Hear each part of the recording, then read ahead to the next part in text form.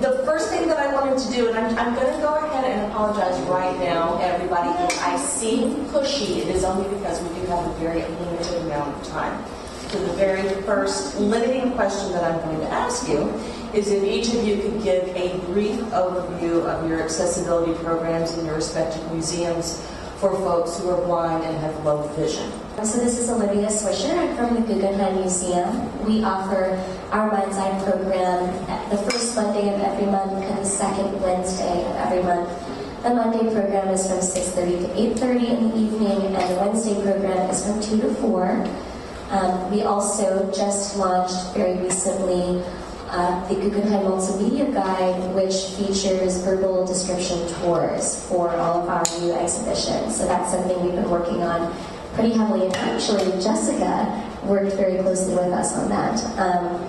So that's just kind of a highlight of what we do. I'll pass it on to keep it brief. Hi, this is Melanie from the Whitney Museum of Art. Good to see everyone. We offer touch tours in our museum about once a month. Usually the touch tours are on Thursdays, but they do change from time to time. So all the information about the current exhibition touch tour is usually available on our website. And we usually do one touch tour for every new exhibition. As you know, the Whitney changes exhibitions about every 2 or 3 months, and we try to do programs for each exhibition that comes up.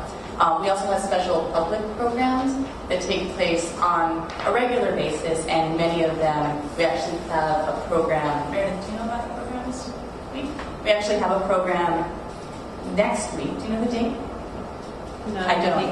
We just announced it the other day, but it's online with an artist who is basically an artist who is blind, who is talking about perception and how different forms of perception have impacted his work and his work as a performance artist. So all that information is on our website. I'm sorry I don't have it with me right now, but please look up and visit the show. So at the Metropolitan Museum of Art, we have a number of scheduled and by request programs for visitors who are blind or partially sighted. We have a scheduled program on Thursday once a month at 2 o'clock, which uses verbal description, touch, and different kinds of multisensory techniques, also talks with curators and conservators sometimes, to explore aspects of the permanent collection and special exhibitions. Okay.